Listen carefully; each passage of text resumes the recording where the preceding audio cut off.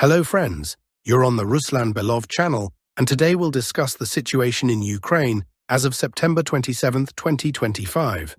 A huge number of very interesting events took place today, so let's get started. And we'll begin with a very noteworthy meeting that took place the other day. We're talking about the meeting between the President of the Russian Federation, Vladimir Putin, and the President of the Republic of Belarus, Alexander Grigorievich Lukashenko. During this meeting, a broad range of issues was discussed, and according to incoming information, over the course of the meeting, the presidents of the two countries heard a briefing from General Staff Chief Valery Gerasimov on what is apparently happening along the entire line of contact and what goals and tasks the General Staff is setting before the armed forces of the Russian Federation for the coming months, weeks, and years. Of note, this meeting lasted 5 hours and 22 minutes. And most likely, judging by the news that followed immediately afterward, there is a high probability that the President of the Russian Federation briefed his Belarusian counterpart on upcoming plans and on what will take place in the near future on the territory of Ukraine. Among other things, the President of Belarus was apprised of the real reasons why the Russian Federation has deployed the Oreshnik combat complex on the territory of the Republic of Belarus. And yes, this information was confirmed today by the Ministry of Foreign Affairs. Officially, the Oreshnik combat complex has been stationed on the territory of the Republic of Belarus. It's already there. Immediately after this meeting, the Belarusian president made a number of extremely important statements. Let's hear them. There are very good proposals for peace in Ukraine on the table right now. If the Ukrainians do not accept them, they will lose their country. We discussed them with President Putin. I will not speak about them. President Putin will say it himself. Apparently, in the near future, a new proposal on Ukraine will come from the President of the Russian Federation. A good proposal on Ukraine, one that, in Alaska, among other places, was heard by Trump and carried to Washington to think through and discuss. A very good proposal. Note that in just these two remarks, the President of Belarus repeated the phrase, "a very good proposal," 2 or 3 times, which suggests there must indeed be something very interesting there. If the Ukrainians don't go along with these proposals, it will be like the beginning of the special military operation.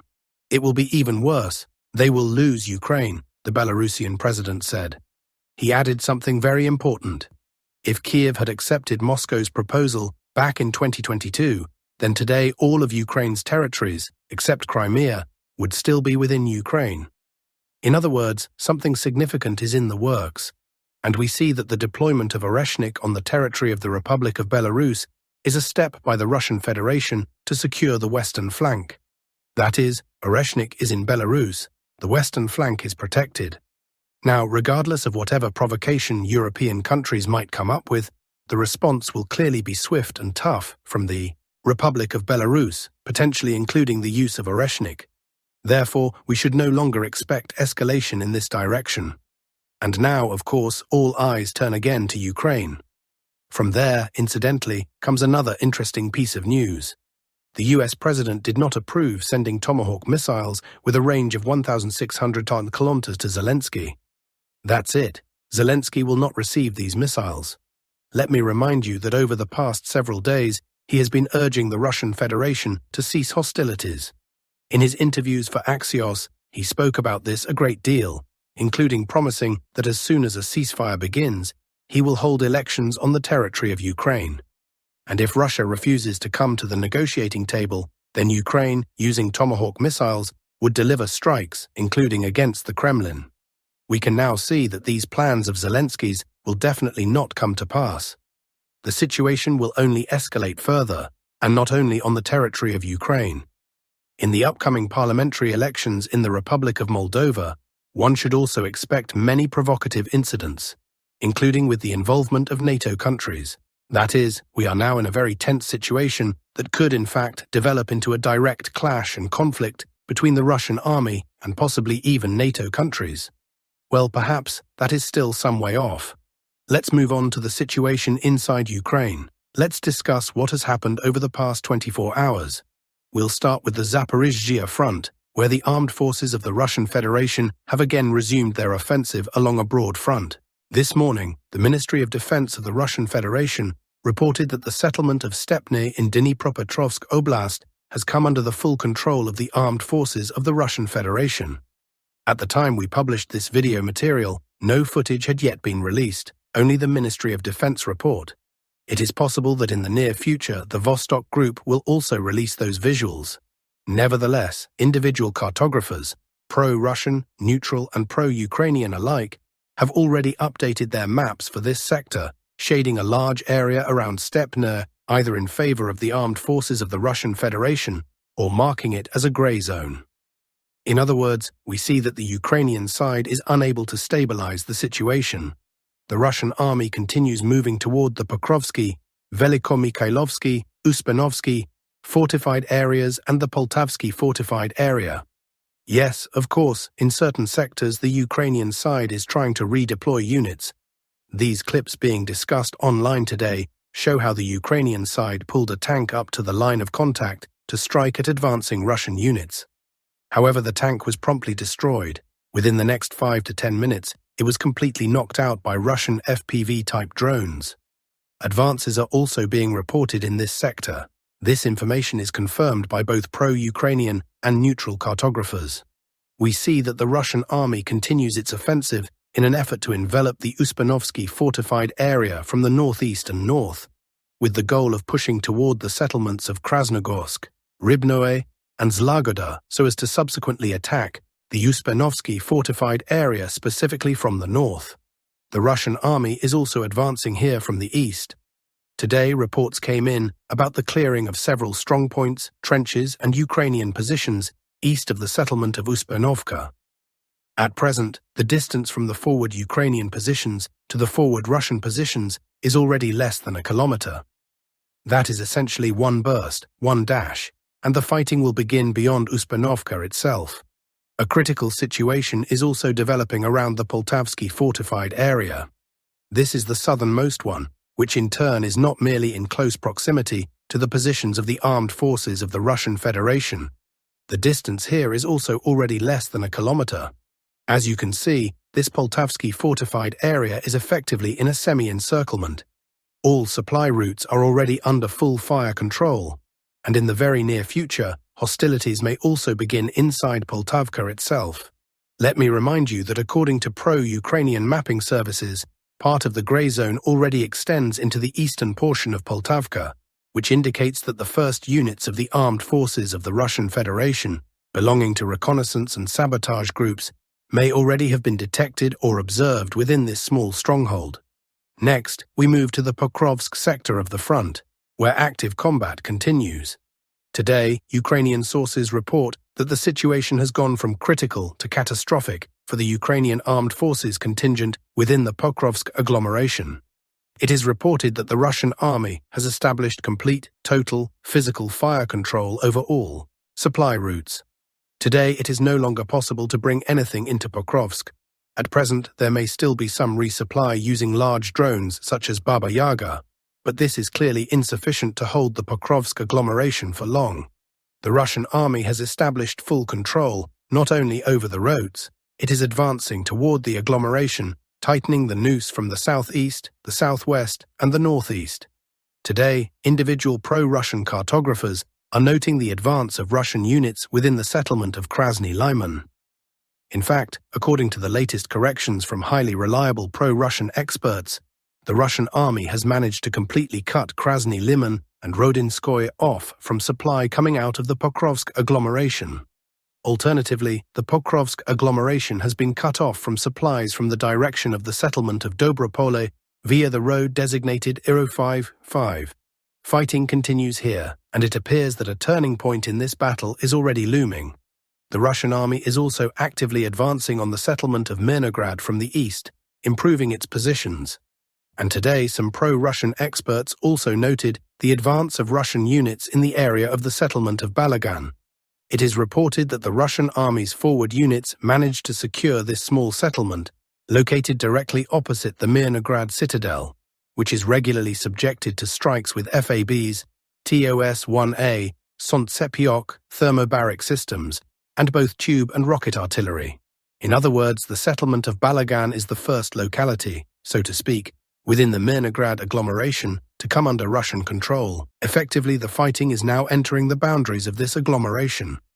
At present, as they advance through the built-up areas, the Russian army may attempt to cut off the southern part of Mirnograd in the area of the mine and the waste heap of the Dmitriev mine. Next, we move on to the Constantinovka sector, specifically the Chasov Yar-Konstantinovka line. Today, the main reports are coming from the area of Chasov Yar. The Russian Ministry of Defense announced that Russian forces have taken full control of the settlement of Myskoye. Based on this report from the Ministry of Defense, corresponding map updates were made. This is how the map looked yesterday, September 26, 2025. And this is how it looks today, September 27. But I would like to draw your attention to the fact that back in late August 2025, the General Staff of the Russian Armed Forces published a report on the situation on the ground. Looking at that map, in the area of Myskoye, Markovo, and Novomarkovo, we can see that already on August 26th, according to the General Staff report and map, Myskoye was in a pocket, encircled. So as we can see, it took about a month for the Russian army to completely clear this pocket and finally break the defense and resistance of the Ukrainian forces. We can now see that overall, the territory along the Siversky Donetsk-Donbass Canal, from the settlement of Toretsk up to Novomarkovo, is under the full control of the Russian armed forces. The length of this bridgehead is about 30 kilometers. This is a sufficient area, including the settlement of Chasov Yar, to allow Russia to concentrate additional forces for a further broad front push toward the H-20 highway, which runs from the settlement of Konstantinovka north toward Kramatorsk and Slavyansk. In the near future, active fighting should be expected here. The only remaining small village in this sector is Fedorovka, located just west of Markovo and northwest of Myskoye. In all likelihood, battles for this village will begin soon, after which fighting for the railway running from Chasov Yar toward Kramatorsk will also commence. Now let's move to the Seversk-Lyman sector, from which a large volume of news is also arriving. To begin with, neutral cartographers, pro-Russian experts, and pro-Ukrainian cartographers all confirm that the Ostrich Farm and the Medvezhzhia railway crossing are under full control of the Russian armed forces.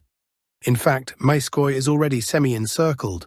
More precisely, its northeastern part is in a pocket, as is the northeastern part of Yampol. In the very near future, active fighting with further Russian advances into these villages is expected. Northwest of Lyman, reports are coming in from the settlements of Derilovo and Novoselovka. Today, the Russian Ministry of Defense also noted the complete clearing of Derilovo and its transition to full control of the Russian armed forces. Based on this official report, the maps were updated accordingly. Yesterday, information about the clearing of Derilovo had already been published by various pro-Russian experts. Today, as we can see, this information is confirmed by the Russian Ministry of Defense itself. We are now awaiting video materials that will confirm, perhaps with footage of Russian flags in the settlement. At the moment, the Ukrainian army is trying in every possible way to stop the Russian advance in the area of Novoselovka, redeploying units from the settlement of Stepnogorsk. However, the Russian army has established complete and dense fire control over this area using FPV drones. In these video clips, we see how the Ukrainian side attempts to move equipment toward Novoselovka, but it is destroyed as soon as it appears on the ground. In other footage, we see another vehicle moving toward Novoselovka through the settlement of Yarovaya, which was also destroyed by an FPV drone. From this situation, we can conclude that the Ukrainian garrison in Novoselovka will not be able to resist for long and will soon retreat into the forested area toward Yarovaya. Naturally, the Russian army will follow. As for the Kupansk direction, a lot of important updates are also coming from there today. First, neutral and pro-Russian cartographers began marking map updates in the northwestern and northern parts of the city. Ukrainian cartographers also made updates, but instead of adjusting Russian-controlled areas, they shaded parts of the western zone as grey territory. According to pro-Ukrainian mapping services, at present the Russian army fully controls the N26 highway. This mapping update from Ukrainian sources essentially indicates that the Ukrainian contingent located near the railway has fallen into complete encirclement with no chance of evacuation. That is, a pocket has formed for Ukrainian formations in the northwestern part of Kupansk. At present, judging by the latest map corrections, one can conclude that the Russian army is completing the full clearing of the western part of the settlement of Kupiansk. With the fall of the western part of Kupiansk, there is a high probability that the Ukrainian army will begin a mass withdrawal to the Ukrainian side of the Oskol River in order to preserve manpower and equipment. As we can see, the situation is quite difficult, and we can understand that this is probably exactly the kind of picture that Valery Gerasimov, the chief of the general staff of the Russian army, reported to Putin and Belarusian President Lukashenko today.